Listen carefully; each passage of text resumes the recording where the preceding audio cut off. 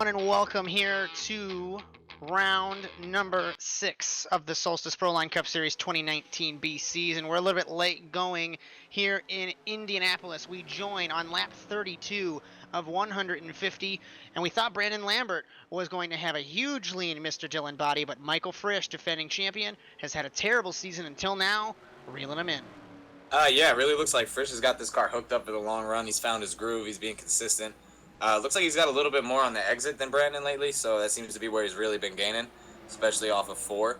I've been watching this battle slowly develop while we've been trying to get our technical difficulties sorted out here on the HVMP side, but really shaping up to be an interesting race here, these two. Brandon was off very, very fast in the beginning, and, Frisch, like you said, been reeling him in here, making an interesting battle for the lead now. As to the inside of Lambert goes Frisch. Lambert hits the wall. Frisch gets really close, and defending champion, finally we can say, to the lead in 2019 B. As Lambert hit the wall in the middle of the corner, and it sends Frisch to the lead. They're running the outside just like a dirt track, and it's very slick on corner entry.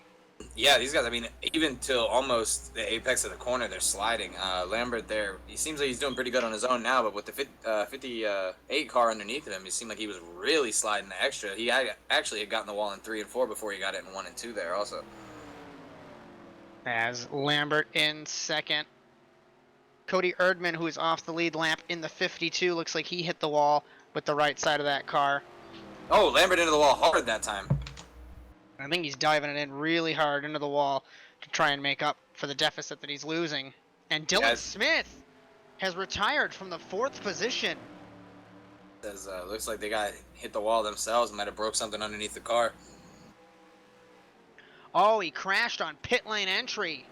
Oh no, never want to see that happen. And it's just like Phoenix.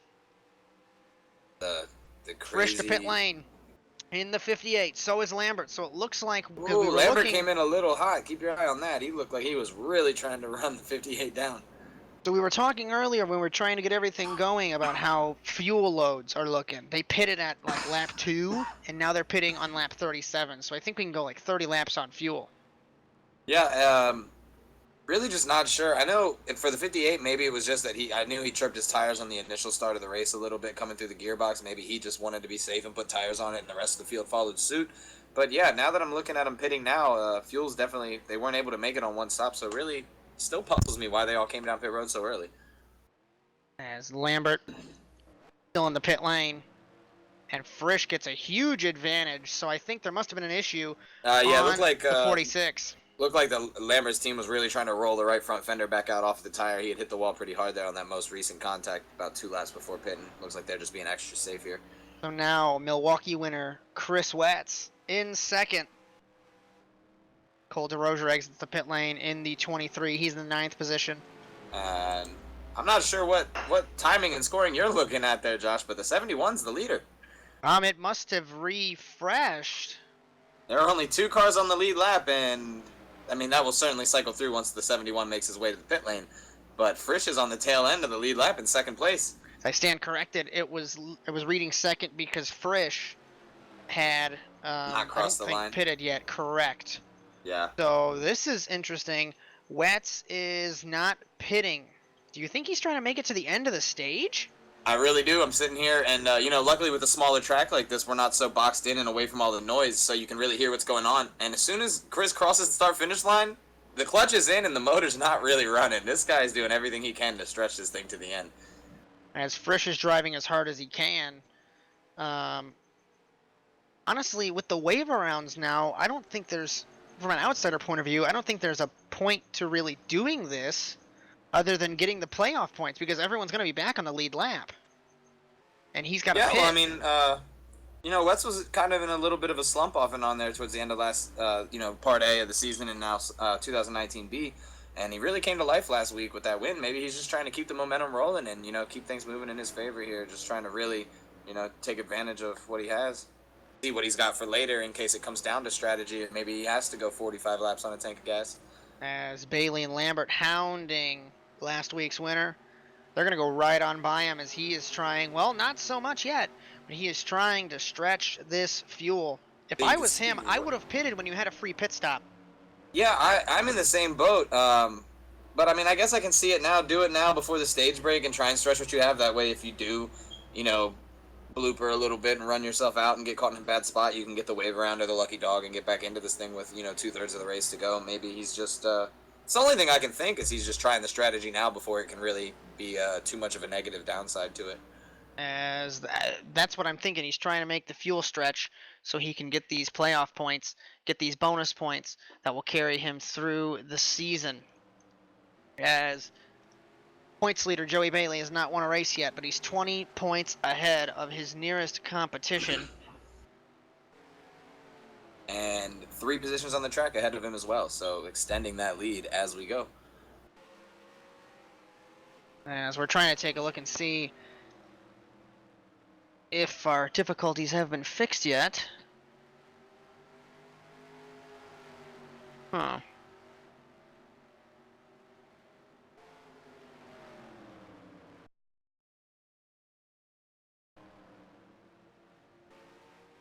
Brandon, has it popped up yet?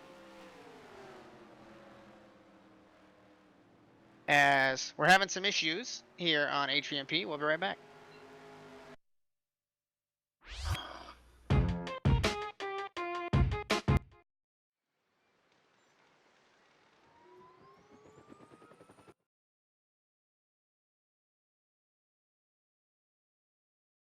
It's not, there's nothing live.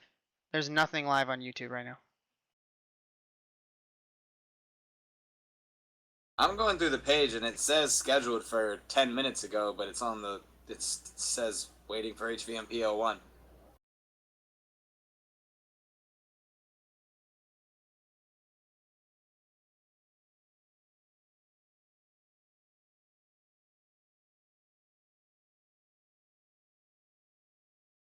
Oh yeah, there's like 9 of them on the fucking on the page now. Oh shit.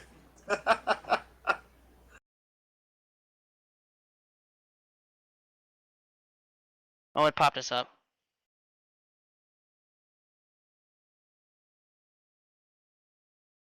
Bring me back, bring me back.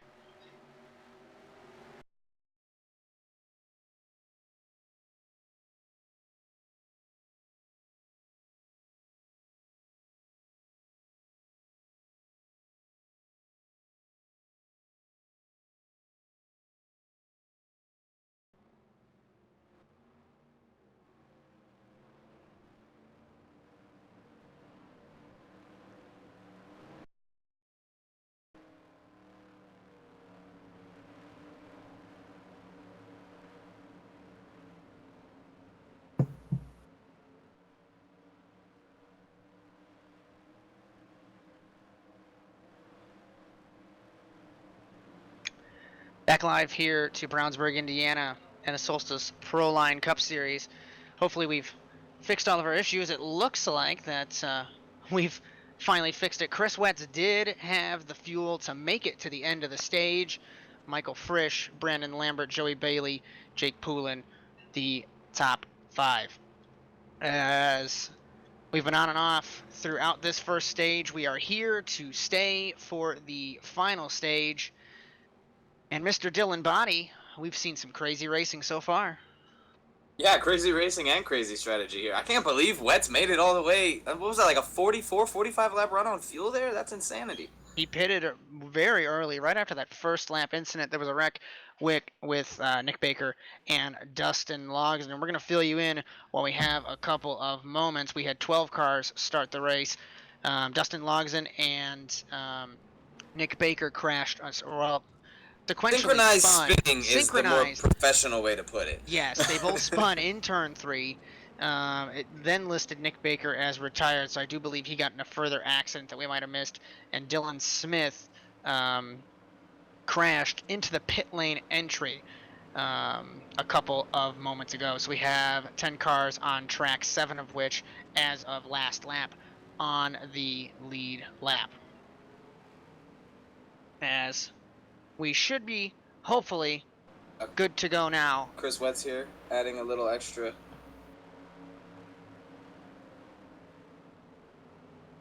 And I think we're waiting for the field to bunch up. before we go green here in Indianapolis.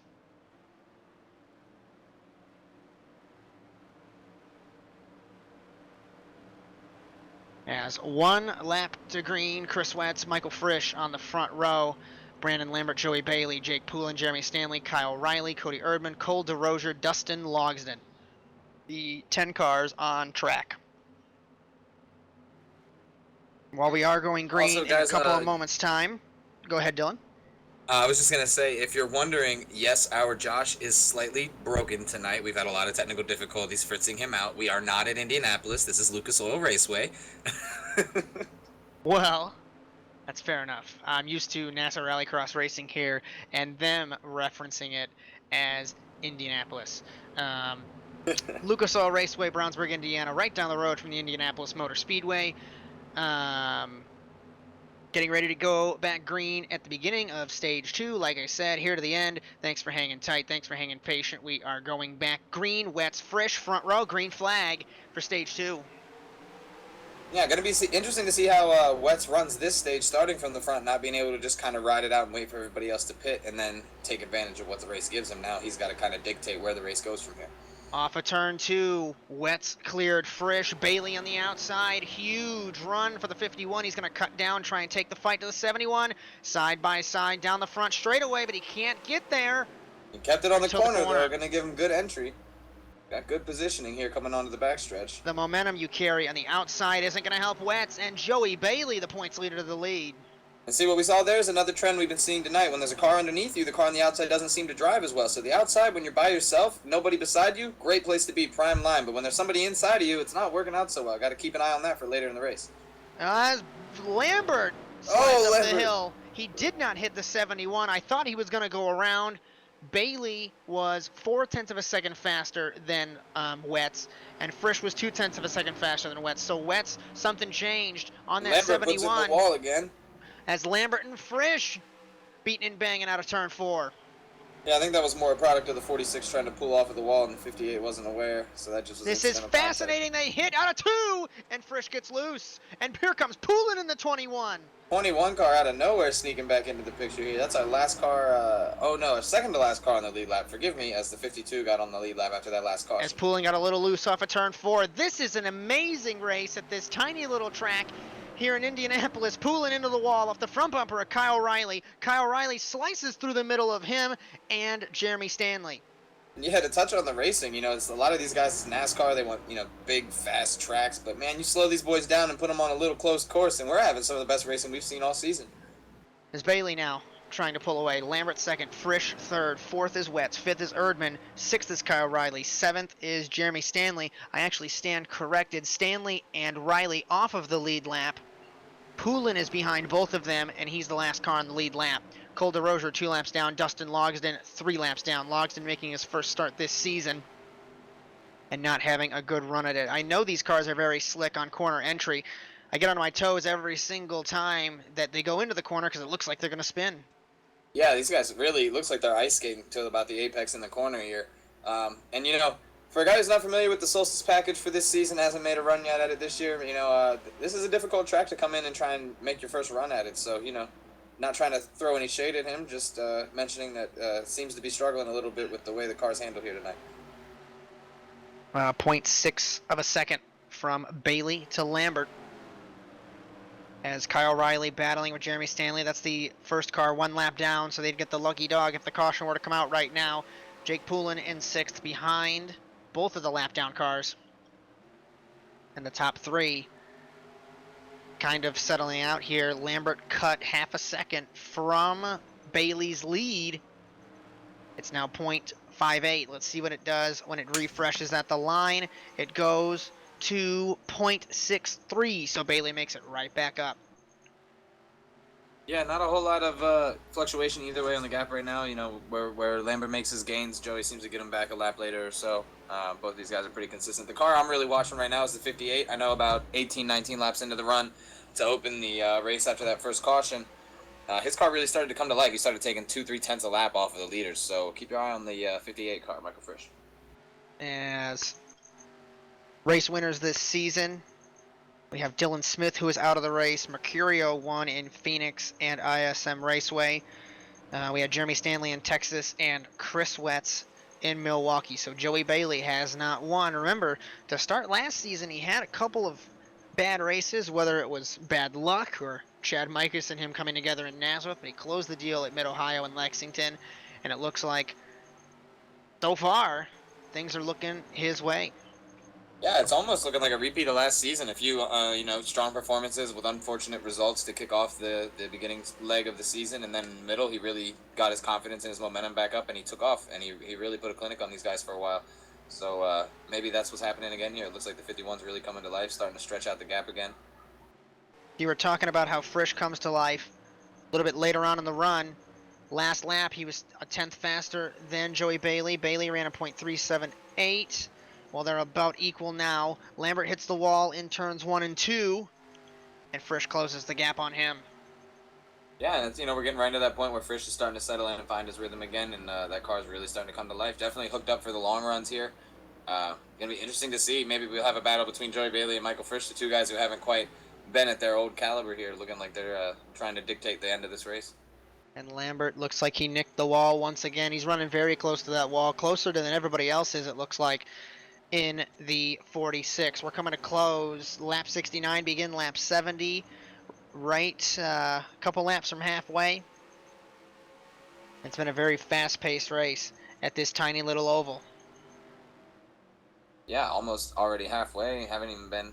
We've been going a little bit longer than we've been live here. I remember there are a couple points we wanted to point out from earlier. Dylan Pote, Brian Mercurio, two of the drivers currently within the cutoff line and close to the bubble, not here tonight. So kind of playing with fire with their playoff, position at the moment. It'd be interesting to see how that shakes out after the race. If some of these guys get a decent finish out of tonight, they might be able to make some ground on those guys.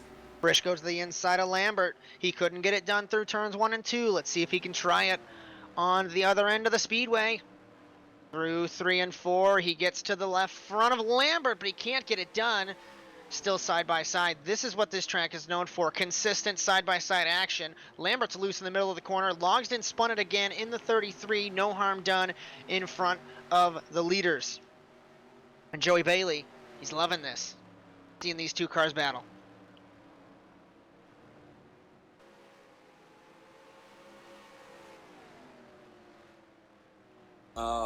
Kyle Riley pulls it off from the 8th spot. He was battling with Jeremy Stanley for that first car, 1 lap down position.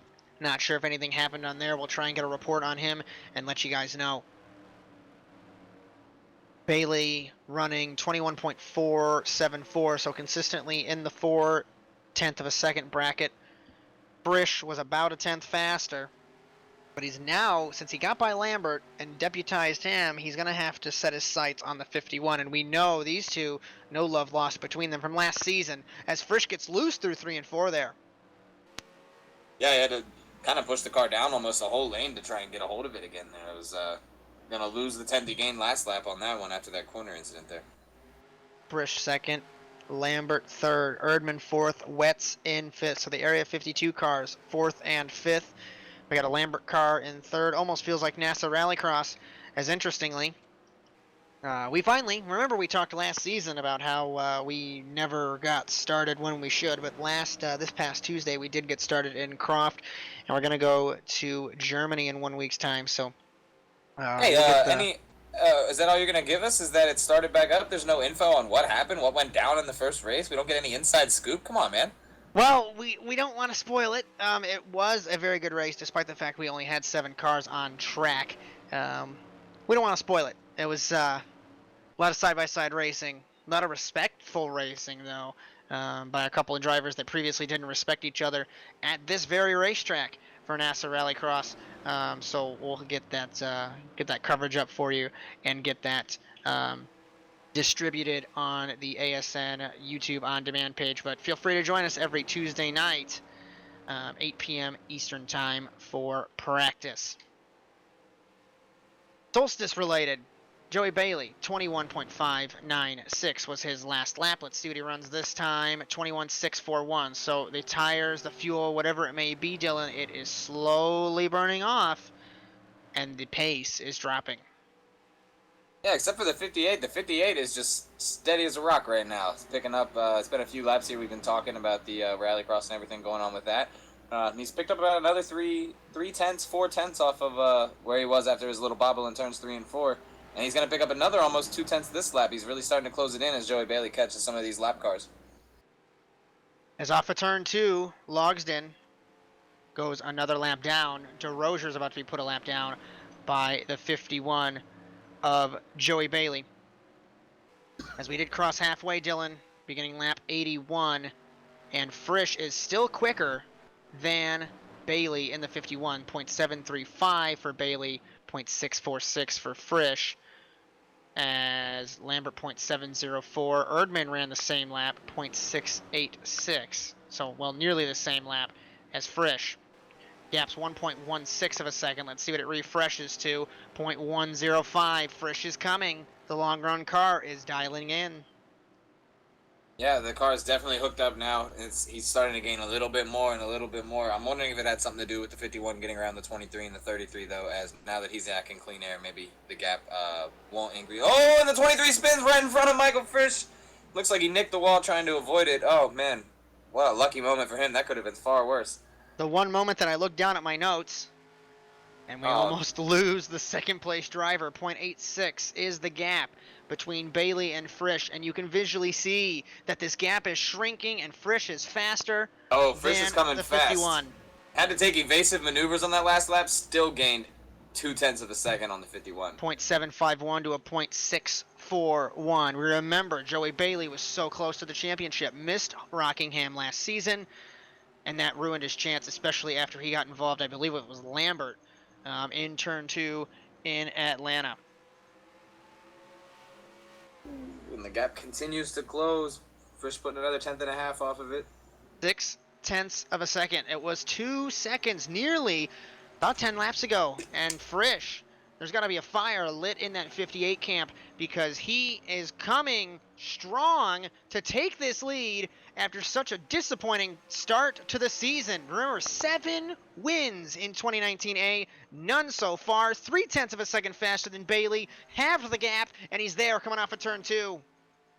Yeah, As Bailey pits. Perfect timing. That makes sense. Oh, no. Now, I was just about to say, Frisch taking the lead and just perfect time to control the pit sequence, and then Joey Bailey took it out from underneath of him. What a move. remember, we had a fascinating conversation in the Netherlands a couple weeks ago in Valkenburg about how road course racing has strategy.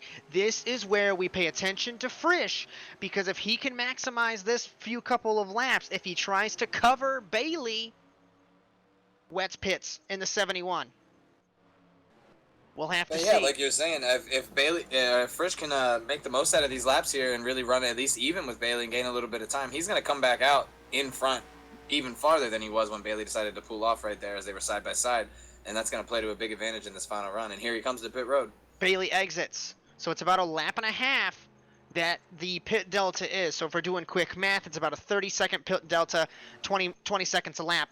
Maybe 40. It is pit lane, doing quick math off the top of our heads. We'll have to look at Bailey because we know that everybody else is a little bit farther back. So Bailey goes by.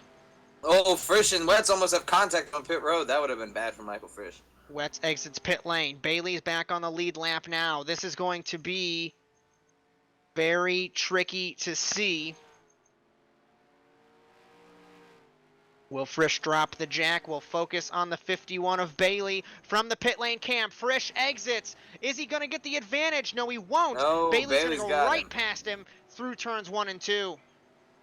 So right back where he started, didn't make the most out of those laps. Gonna have to play catch up again here. I have to think. I do the same thing when I'm racing because when I'm behind someone, I can match their pace or I can be faster. But let me tell you, when I either get by them or in this instance, when Bailey pitted, Frisch doesn't have his markers anymore, so he loses all of that pace he had, and I think it would have been a better idea to pit on that first lap instead of going around another lap because he already used up his stuff trying to catch Bailey. Yeah, I definitely think he was using up what he had, and if he would have, if you're not able to react with Bailey and pull down with him, I think the next lap was definitely the right call. Because like you said, when you're running with a guy or running a guy down for so many laps like that, you get used to using, your marks become when he's doing certain things is when you're going to react and do your things, and that's how you start to really gain on him. And then once you're in that mindset and that car's no longer out in front of you, what do you do now? You're just a little bit, you know, I guess out of your marbles or sense or some. I don't really know how to put it into words, but you're definitely thrown off a little bit and have to change up the way you're attacking the track. If you're just joining our coverage here on High Voltage Media Productions, lap 92 of 150 for race number 6 of the 2019 Solstice ProLine Cup Series season. According to timing and scoring right now, Joey Bailey is back up front. Points leader, has not won a race, had a hell of a battle with Michael Frisch. Frisch did not have a great, really, response to the pit sequence, and it's put him 2.4 seconds behind the race leader. He was faster last lap. And if you're just joining us, it's not that Frisch really did anything wrong with reacting to the pit sequence. He was in the process of getting to Joey Bailey's bumper to try and make a pass, and Joey Bailey, before having the lead taken away, decided to take pit strategy into his own hands and dive down pit road. And Frisch just didn't have quite as quick of a reaction as he needed to make the decision on when he was going to move. 0.174, 21.174 to 21.149. Not a lot gained right now. It's going to be a little bit longer of a haul to get back up there from what he had last time. He's got plenty of time to do it. But the other big factor is these guys are going to have to pit one more time. And if you get all the way up here and you catch Joey Bailey and he does it to you again, who's to say it isn't going to end out the same way? You definitely have to get through the next round of pits a lot better and more efficiently to maintain a close battle and a chance to win this race. And again, for some of our newer viewers or viewers that aren't the most up-to-date with racing, we spit a lot of numbers towards you. It sounds like 0.173 or whatever. Those are the lap times that everyone's running.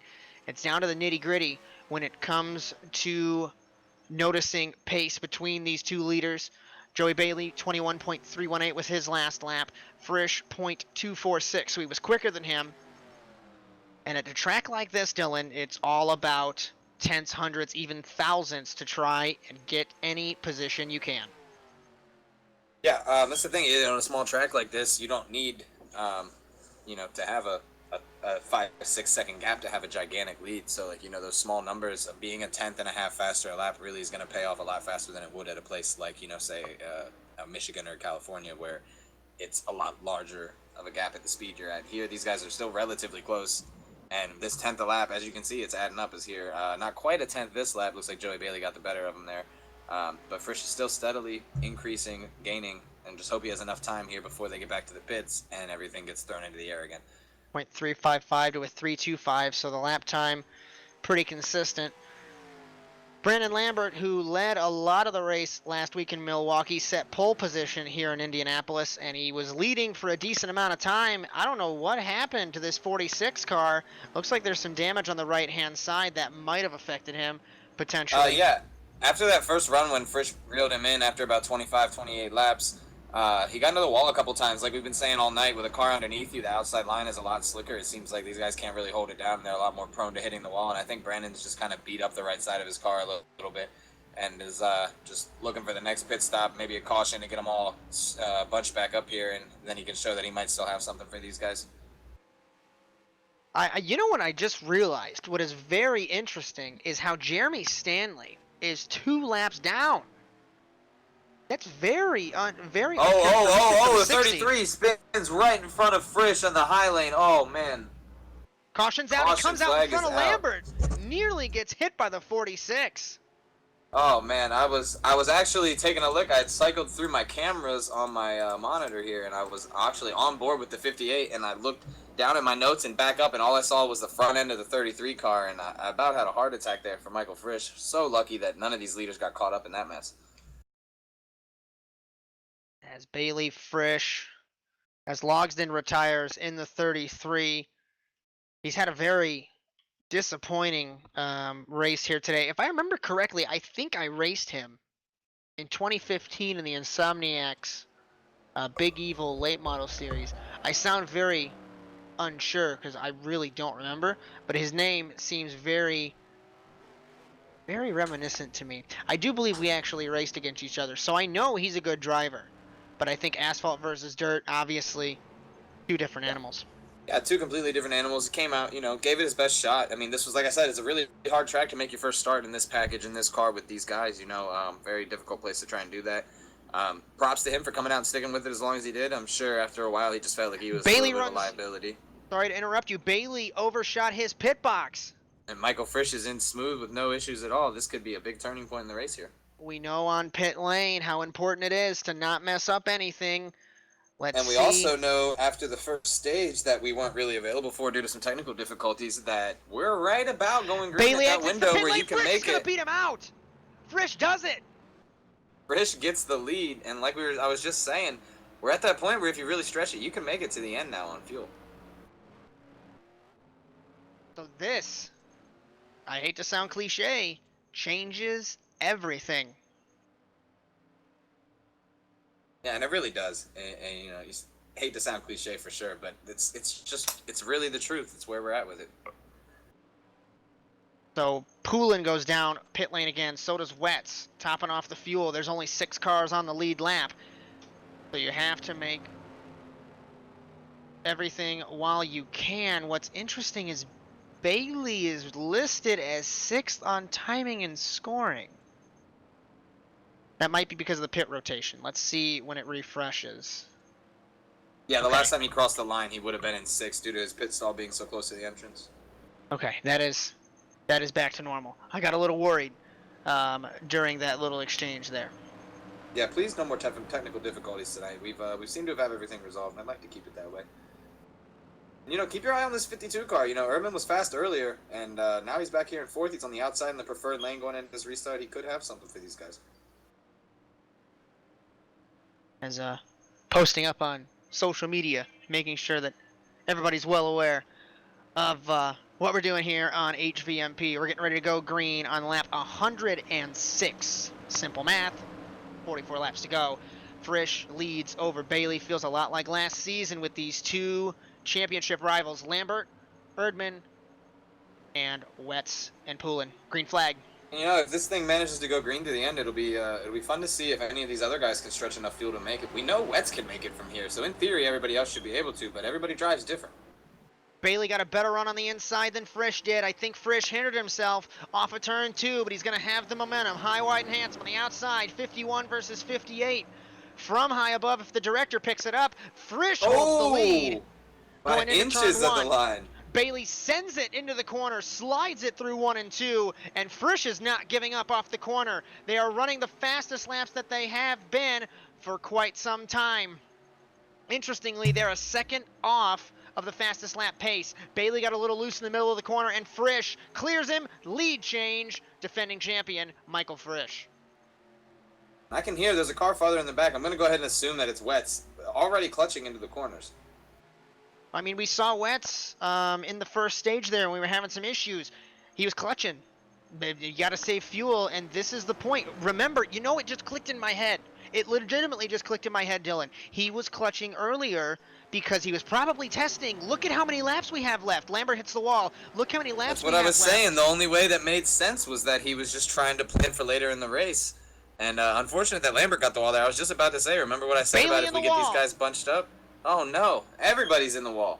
You got to do that, though. To run these cars fast, you have to have the right rear basically freed in the corner. Lambert sends it into the corner, nearly hits the 51, and now Bailey's got to regroup. Otherwise, Mr. Michael Frisch is going to love this. Yeah, Frisch would have no problem running away with this thing from here as we're going to come up on 40 to go at the line. The way he's been reeling these guys in all night, I don't want him to have 40 laps to run away from me. That's all I have to say.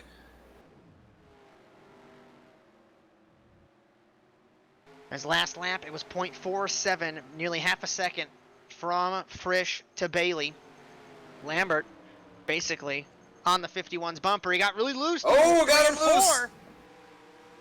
And Lambert to second. And Lambert. Power moves from Brandon Lambert. Lambert is on the same pace. He hits the wall. Oh, he gets the wall hard. This is so intense. Because these guys, you can tell they know it's go time now. If they don't get this 58 reeled in and do something with him soon, they might not have another chance. You're literally on the razor's edge at this track. This is crazy. I'm going to love to interview the race winner because it looks like almost, the paint is so slippery when you dip the wheel off of it, it's just going to send you up the hill and into the fence. And no one's running the inside. Nobody. Everyone's running a Darlington-style line. Yeah, and speaking of Darlington, 2 more weeks.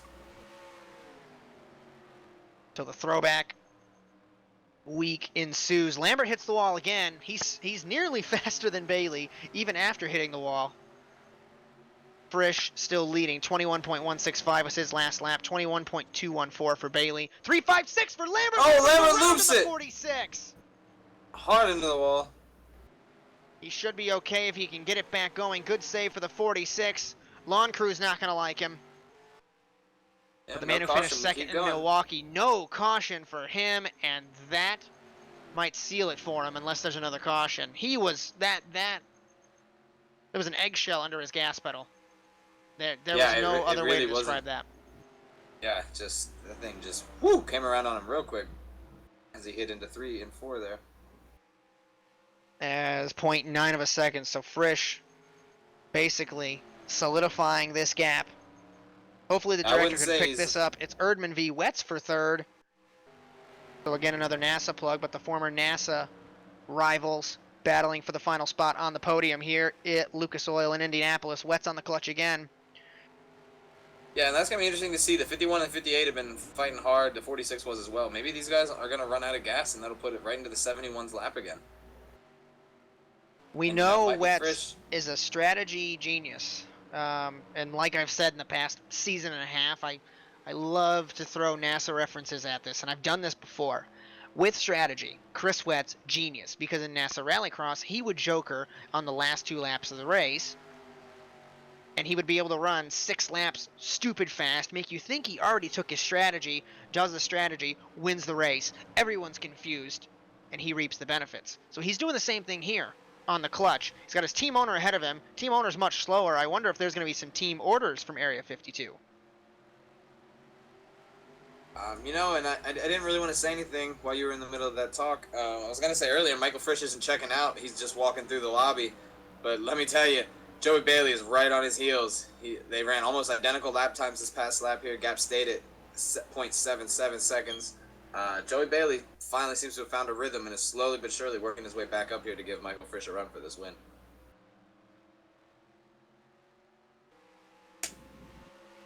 Let's see what it refreshes to. 0.7, so 7/100ths of a second, basically half a tenth cut out. Yeah, Bailey's got his sights set on the 51.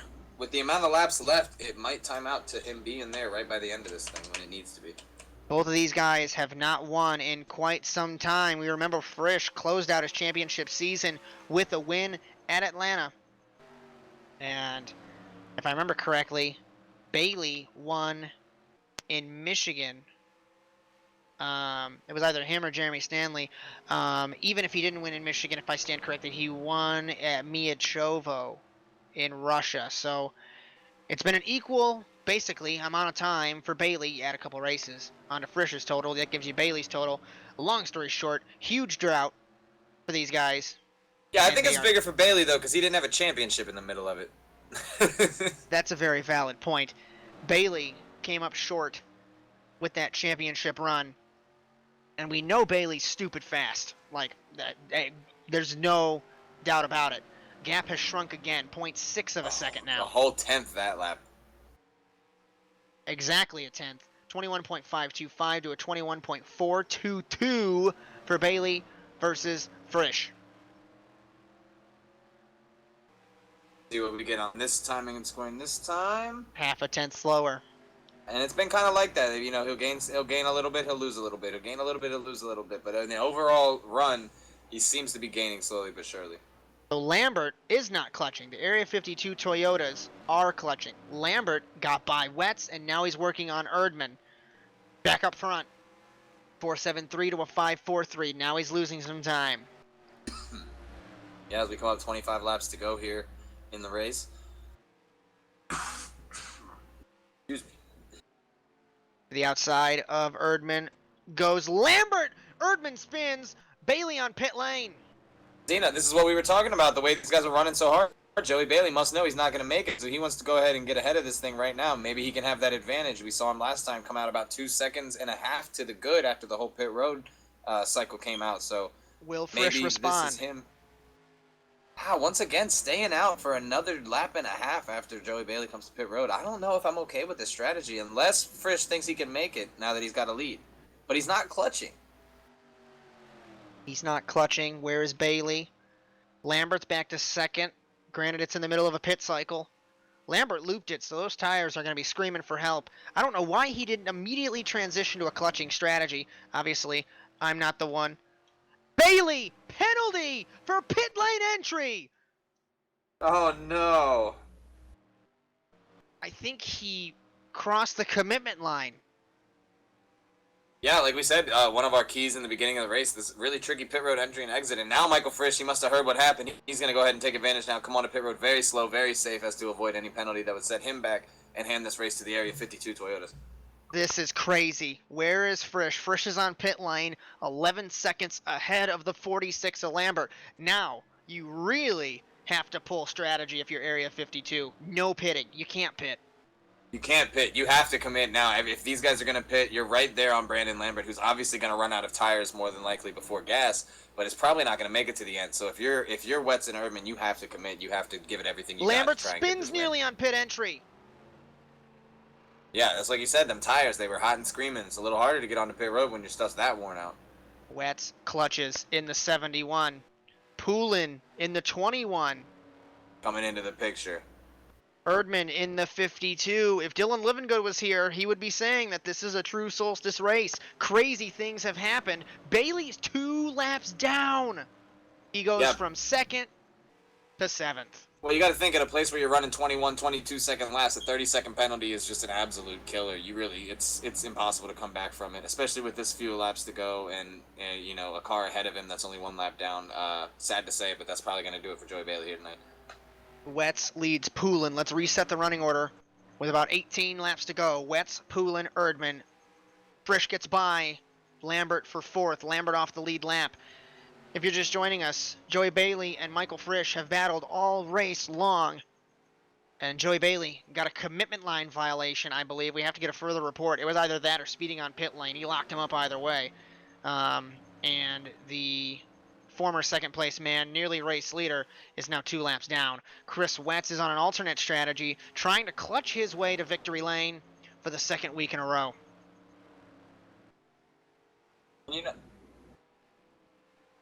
And Solstice officials don't play too nice. We did get confirmation from director/pit reporter Brandon Nicholson. Thank you, sir. Joey Bailey did hit the grass on the pit entry. Solstice says no, you have to stay on the asphalt and the paint. And that seals it. Yep, rules are rules. Unfortunate for Joey Bailey, but these guys are very stringent on their rules policies. The rules are the rules. These guys know it. They've run here for a long time. Just unfortunate to see that happen. Will Chris Wetz be able to keep this strategy? I'm legitimately not knowing, obviously, what's going to happen. And these type of races, because let's be honest, let's roll it back. Atlanta, season finale. Wetz and Frisch. We knew for 40 laps they were battling. There was no strategy. We knew that race was over. This race has been opened wide up because of the issues that just happened. Yes, these guys turned the key on Pandora's box and just wanted to see what would happen, and it's been a plethora of wild situations that have gotten us here. But it's very reminiscent of the first stage where we had some technical difficulties. You guys might have not been able to tune into that. But Chris Wetz clutched it up, ran about 44, 45 laps on fuel, and I said right before we went back to green, it was that window where we knew Wetz could make it. Could anybody else? And the 2 main leaders, the guys who dominated the better portion of this race, didn't feel confident in that, and it came to bite them both. As all Frisch can do now is haul ass and try and gain all that time back. You know what this reminds me of? Max Verstappen and Lewis Hamilton a couple weeks ago in Hungary. Frisch pits. Yep. And granted, it's a kind of a different scenario, but in this instance, Wetz is Verstappen. He's pulling a different strategy. Yeah, just trying to see if clutching it and using what you have to the end is enough to overcome the gap that you gain when someone else has to pit and is on fresh stuff and can really dig. And I mean, Frisch is definitely gaining and gaining fast, but Is he going to have enough time? I mean, we have 11 laps to go, and he's 14 seconds behind. 0.6 of a second a lap, unfortunately, will not help the 58. Need to just about double the gain that he's having and really find something in the middle of these corners if he's going to want to have a shot at it. 21.5 to Wets, a 21.9. And it seems like Wets has found an effective way to clutch without losing a lot of time. This will be immense if Wets can do 2 in a row. And this should shoot him way up the point standings here in ProLine. And I mean, if you get a win using strategy 2 weeks in a row, does that not make you more prone to want to try even wilder stuff going forward and, you know, really maybe just run up a whole string of wins on these guys? Because you know what's going to happen is Wets, say the race ended right now, he wins, Bailey finishes in the 7th position. If I quickly look at my points, 30 points for a win, 18 points for 7th. That's a 12-point swing. Points coming in. Wets was 32 down. That puts him, granted there's other people on the track, but that puts him 20 points behind. Which Stanley is 20 points behind, to put it right there. So obviously more position movement, but that would technically... It would pump Wets to 2nd in points if they were to Yes. finish the way they're running right now. Yes. Huge. Huge swing. To go from 7th to 2nd in the points on one ballsy strategy call, excuse my French.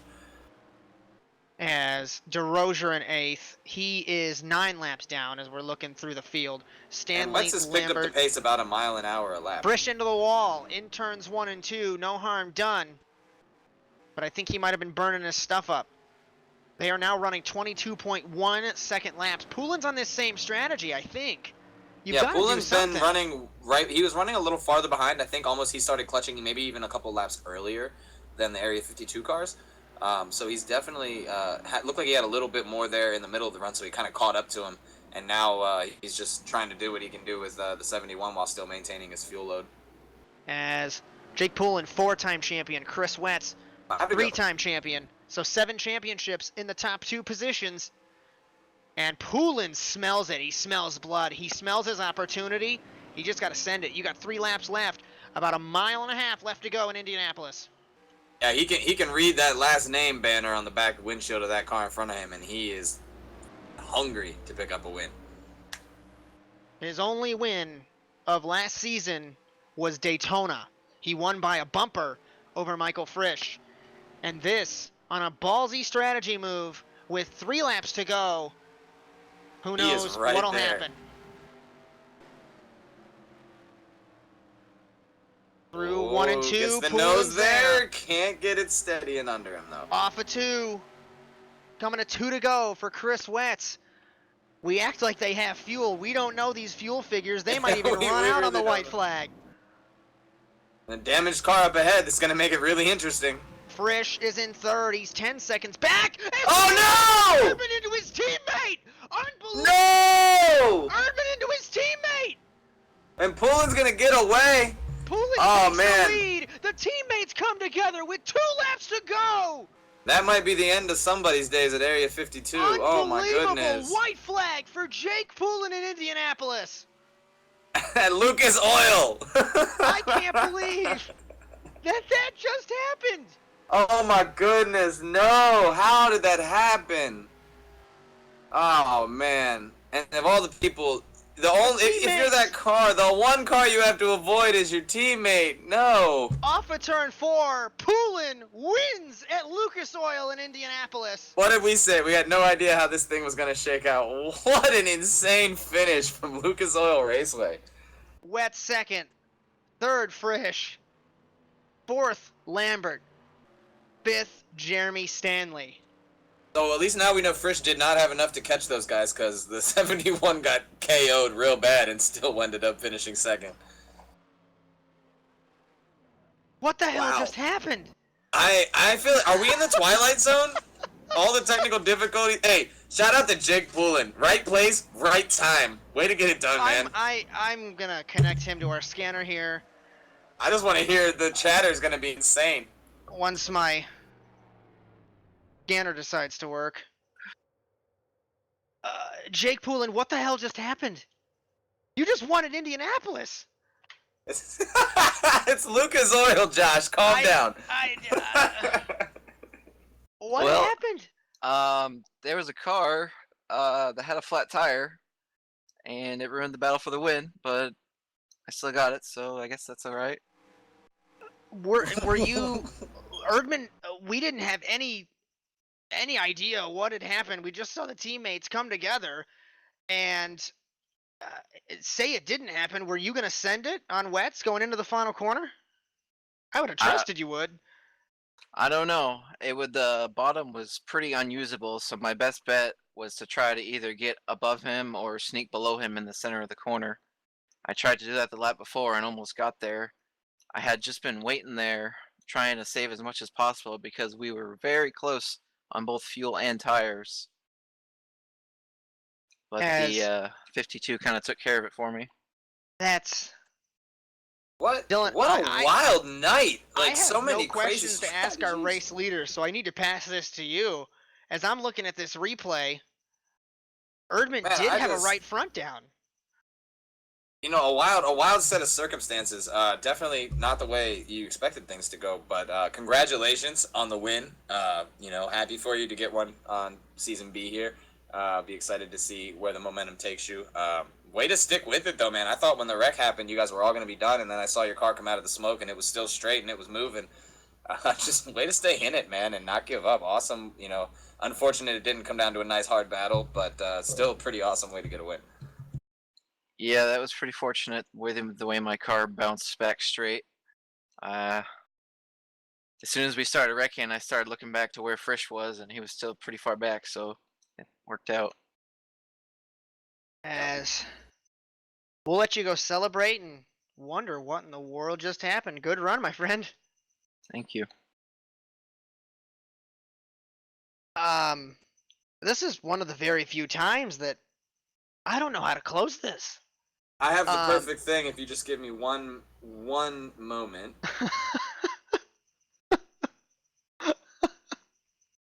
Oh.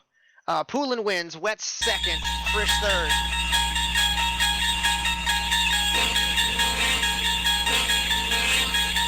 Lambert Stanley, Bailey Erdman, DeRozier Logsden, and Kyle Riley. It looks like our timing and scoring resets us here. Wow.